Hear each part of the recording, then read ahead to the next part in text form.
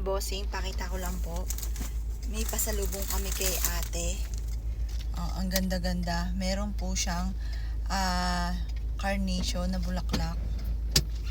Wala namang amoy, pero ang ganda mga bossing. Tapos, favorite din po yan ni ate. Oh, diba ang ganda. Tapos, ito naman, favorite din to ni ate mga boss. Ito, pakita ko lang. Ayan. May ganito na si ate doon eh. Yung dinagdagan ko lang. Yan. Ito kasi yung mga flowers na gusto niya. Ito yung tipong hindi nalalanta. Yung lifetime. Sunflower mga bossing ko at 4-leaf mga bossing. Yan. Tulip. Yan, tulip. Kulay pink. Yan po mga bossing. O, hindi nalalanta siya. Yan, favorite po yan ni ate. Ito po mga bossing ko, maikwento ko lang ha. Alam niyo po ba, basta bumuka sa bibig ko, hindi ko nga alam eh. Kaya nagtanong ako kay daddy, ano? Sabi ko, di ba daddy? Order ka 4 na bottle water. Ano ka mo? Bottle water, umorder ka 4. 4. Parang nakatanga ako, hindi ko alam eh, no? Tapos napatingin yung waiter, 3 lang tayo. Ayun nga. Tapos sabi ko, ano nasabi mo? Inulit nga ng waiter eh. Ha? Nagulat lang pati. Nagulat nga, nakatingin na gano'n, para nabigla siya, ba't 4? Eh, tatatlo tayo, no? Oo, tapos sabi ko, ano nga bala? Tapos sabi mo, umorder ka ng 4 na bottled water, ano? Ikaw, may sabi nun eh, inulit ko lang. Kaya nga, sabi ko, oh sige, 4. Yun pa mga bossing ko. Para bang billing ba na hindi ko alam ang sinabi ko. Tapos sabi sa akin ni daddy, umorder ka ng 4 na bottled water. Tapos ako, ha? O sige, 4. Tapos yun nung nakahain na, hala, 4 na naman. Ano ba yan? Talaga nakakatuwa, kasama talaga si Joey Lynn. Pero syempre, ano't ano man, daddy, ilan tong bulaklak? 4. 4 pa rin yung bulaklak. Oh. Ay, Diyos ko po. Oh, mga bossing. Nakakatuwa. Ito yung prinsesa. Kami yung 3 sunflower. Yung tulip, si Joey Lynn. Favorite niya kasi ito eh, tulip. Ayan, kulay pink. Diba? Oh, siya yung ano oh. Kami yung 3 sunflower. Tapos siya yung tulip. Ngayon pa mga bossing ko, kami po. Magpapaalam lang po ako mga boss sa aking pong anak na si Joey Lynn.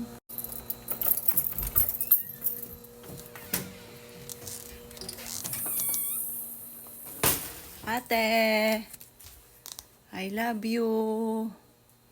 May bagong flowers ka na naman. Ito, dalhin ko lang. Yan, ino-off namin kasi yung ilaw dito. Kami ay pag tutulog na kasi baka mag-init po yung kahoy. Hello ate, I love you. Ate, kuya, ang gaganda ng flowers. Ayan, ang ganda ng mga flowers. Ang gaganda.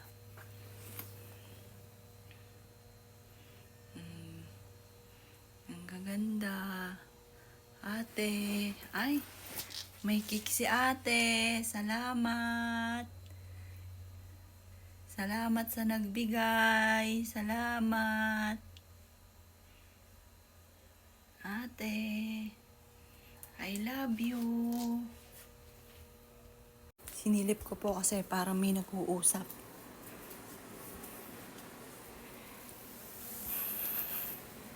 Sabi ko sa kaila daddy, magpapaalam na ako kay ate dito. Kasi, ganun ang ginagawa ko mga boss pag ako'y aalis. Sabihin ko, ate, sama ka sa amin, kain tayo. Yan, kasi anak ko pong bunso, naboboring po siguro sa bahay. Kaya sabi po sa akin, ano daw kakainin namin? Kasi ang ulam namin kanina ay munggo at isda. Maka-4 na ulit na po iyon mga bossing. Sa awa naman po ng Diyos, naubos na rin po yung munggo At yung isda, bukas magluluto ko ng iba. Pero kanina, may halo naman yung Adidas, panang manok. Siyempre, mga bata, hindi naman po nakain ng ganon. Ayun, ay nagyayakag pong kumain doon sa favorite po namin. Pero yung mga kinakainan naman namin, mga healthy foods naman po yun. Ayun, sabi ng anak ko, yun po mga bossing ko ay favorite din ng aking anak ng aking panganay. Yung bunso ko favorite po yun. Favorite niya rin po doon mga bossing. Kasi ito naman, kahit anong ipakain mo mga bossing ko sa anak kong panganay. Ito naman walang selan kahit tong bata pa po siya mga boss. Kahit po mga bossing ko pakainin nyo po ng tuyo, ng hawot, or kaya po ay ng tinapa. Yan po ay matyaga na naghihimay ng tinapa. Wala akong masabi sa anak ko. Pagdating sa usapin mga bossing ko ng kabaitan, hindi maselan, flexible po yan. Kahit saan mga bossing.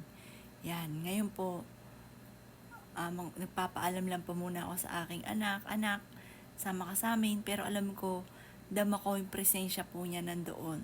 Kasi doon sa lagi ko upuan ko po yon. Tapos, katabi ko siya lagi sa likod. Alam niyo po, minsan, nadadama ko, katabi ko siya, ay nahawakan niya yung kamay ko. Ganun, nararamdaman ko po siya. Kaya minsan, napapatingin ako sa tabi ko. Sabi ko, anak, I love you. Dama ko, sumasagot din po siya. Kasi halimbawa, kagaya nga pong kinukwento ko po lagi. Sabi ng nanay ko, Jovelyn, sabihin mo na nga kung ano pa yung sikreto mo. Parang binubulong niya po sa akin. Sasabihin po niya, dun daw sa bag, sa itim na bag, sa bag. Kasi po, yung pong brown, katabi yung black na bag. Kasi minsan, hindi sakto, pero nandun lang, para bang puzzle mga bossing, nandun lang kasagutan. Kagaya nun, sabi bag, yung pala, nasa taas ng bag, ng malapit sa black. Pero may bandang sulok pa may isa pa Kaso nga lang, kasi nga po lagi ako nagla-live, tapos, ayun, madami-dami pang ginagawa, untik-untik. Doon naman sa or kaya i-organize ko, nakahilera lahat, yung bag, maglalaan ako ng isang araw, na doon lang talaga mga bossing ko. Yung kumbaga, isang hilerang bag na ganun, kumbaga yung naka-organize bag sa bag, tapos box sa box, ganun po mga boss. Yun po. Kaya, ayun, saktong-sakto nag-message yung kanyang ex. Yung ex po niya, sabi ko sa anak ko, ayun, nagme-message po. Sabi ko kay Joel, kasi po yung present po niya, 3 months pa lang naman po sila noon. Bagamat okay din naman po, kaso nga lang, yun ngayon nalaman ko parang sumamay yung loob ko. Ngayon, yung ex naman po niya, kasi 3 years po kasing naging sila. Parang nagtrabaho din po sa akin po yun, matagal din, taon din. Ayun, ay dahil parang sabi ko nga sa mister ko, Daddy, nawala si Jovelyn pero parang yung mga malalapit kay Jovelyn nandito. Kaya parang sabi ko, feeling ko, kasi po diba 3 lang kaming kumakain 4 po kami. Tapos pag sumasabay sa amin kumain, sabi ko, 4 ulit tayo. Feeling ko baka sumapisay si Jovelyn. Yung ganun mga bossing. Or kaya pag wala kaming kasabay, makikita po namin yung nilagang itlog ng mister ko, naglaga ng itlog 4, or kaya po may natirang tinapay 4, laging 4 mga boss, kasi 4 po kami. Ngayon po, sumasabay naman po yung kanyang ex ngayon pagka kumakain kami, kasi nandito na rin po. Parang sabi ko, okay lang man din, kasi na alam ko, kasi marami silang pagsubok din na pinagdaanan, na minahal din talaga minalang anak ko mga bossing, kasi kahit anong gawin kong tutol, sila pa rin. Ayun nga po, parang sila pa rin, lagi pa rin nag-uusap. Ayun, kaya sabi ko, siguro, sinadya ni Jovelyn na bumalik nga po, para kung sakali man, kasi napamahal na rin sa anak ko. Para bang, alam niyo yung pakaramdam na gusto ko makausap yung mga taong minahal din ni Jovelyn. Gusto ko na, parang lagi ako tinatanong ko, nung nabubuhay ba si Jovelyn, nag-enjoy ba siya, na nabili niya ba yung gusto niya, ano pa bang gusto ni Jovelyn na hindi ko nabili. Halika dito, bigla ako nagulat, anak, bigla kang dumating, tayo na, ha? Sige, lock nyo na muna ang pinto. Di ba ilalak nyo pa? O yun, sige. Susunod na ako, anak. Oo, ayun, yung anak ko po. Di ba ilalak nyo pa ang pinto? O sige, lock nyo na muna. Susunod na ako, anak. Kinakauna po ako, anak kong bunso. Sabi ko kasi sa anak kong bunso, sandali lang anak, at ako ay magpapaalam lang muna kay ate na tayo ay kakain sa labas. Ayun po ay tinatawag na ako mga boss. Yun nga po, sabi ng ex po niya, yung bang alam niyo po, minsan pagka yung alam kong close niya, mini-message ko, nagtatanong ako, kamusta si Jovelyn na nabubuhay? Mahilig ako mag-ganon. Yun nga po mga na-delete na, pinarecover ko pa mga bossing. Kasi yun na lang natitirang alaala sa akin ng anak ko. Kaya may mga nanghihingi nga po ng damit ng anak ko, tsaka make-up. Hindi ko po pinamimigay kasi yun na lang alaala po ng aking anak. Yun nga po mga picture, pinarecover ko pa po. Nagbayad pa po ako para yun na lang alaala ng anak ko. Yun. Ayun, sabi ng ex po niya naman, sabi po niya, na sabi ko sa kanya, ikaw na ngayon at present. Kasi nga po, bumalik siya dito. Kasi ko baka ginusto ni Jovelyn na bumalik ka uli. Kasi nung nabubuhay po si Jovelyn, kasi lagi sila nag-aaway. Yung bata naman, okay naman po, lalo sa trabaho. Walang selan sa trabaho kahit anong iutos nyo po. Ayun, sabi ko, anak, magjowa lang kayo. Pero kung sa trabaho lang, ay hindi ko naman tatanggalin yan kung hindi kayo lagi nag-aaway. Alam mo, yung mga bata pa, 17 years old pa lang, naging sila, 17 or 16 pa ata yun. 16 years old na naging sila. Magang isip bata, pag kinurot ng isa, nagkurutan, ginagantihan. Kaya ang ending parang pasaan mga bossing. Pas pag nag-away, susumbong sa ganito, sumbong sa ganito, naririndi ako sa kanila. May mga ganun silang sitwasyon. Ngayon, sabi ko, anak, kung hindi kayo magjowa, kung yan ay normal na empleyado dito, hindi ko tatanggalin yan kasi masipag naman po kahit anong iutos. Parang yung mga dati ko, ang tagal na po sa akin, 3 years na po sila, hindi naman po natatanggal. Bagamat misa masama loob ko, misa sabi ko, sige na, umuwi ka na. Tapos, maya-maya, babalik ko din. Parang ganun, parang akong tanga pa, yung bigla ang banggalit. Pero maya-maya wala na mga boss. Yung mga ganun, kasi yung mga empleyado ko matatagal na sa akin, 3 years na, hindi po ako papalit-palit na empleyado. Sabi ko, kung yan hindi mo jowa, empleyado lang yan, hindi yan mawawala sa akin. Alam niyo po ba, tignan nyo nangyari, nawala si Jovelyn, bumalik po yung ex po niya dito. Kaya ako po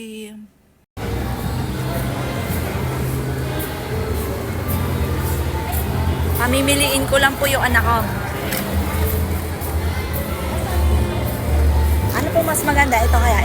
Itabi nyo nga po. Ano mas maganda, anak? Ito.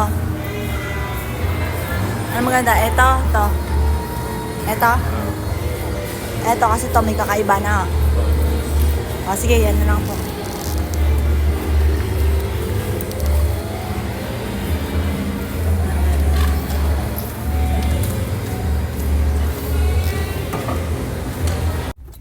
Hello mga bossing, dito lagi magkatabi kami ni Jovelyn. Tapos si daddy niya at si Justin dito magkatabi. Ang mga lalaki nasa harap, si daddy yung driver. Tapos dito si Jovelyn lagi sa tabi ko. Lagi nasa likod din. Nasa likod lagi ni daddy niya. Yun yung pwesto niyan, kaya hindi ko siya inuupuan dyan. Kasi feeling ko uupo pa rin po siya dyan mga boss. Tapos ako naman sa likod ni Justin. Ito po mga bossing ko, nandito po kami sa may Solinad uli mga bossing ko. Sa may Nubali, Santa Rosa mga bossing. Tanan! Ano huwag mag-video? Wala na, addict na. Kahit anong gawin. Anong?